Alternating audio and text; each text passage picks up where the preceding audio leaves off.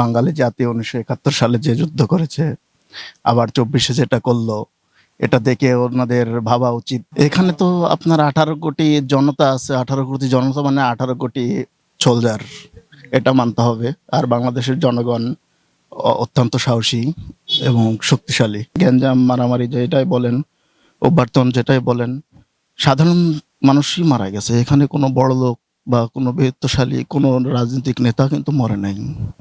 এখানে রিকশাওয়ালা, একজন শ্রমিকের ছেলে, এরকম লোকই মারা গেছে।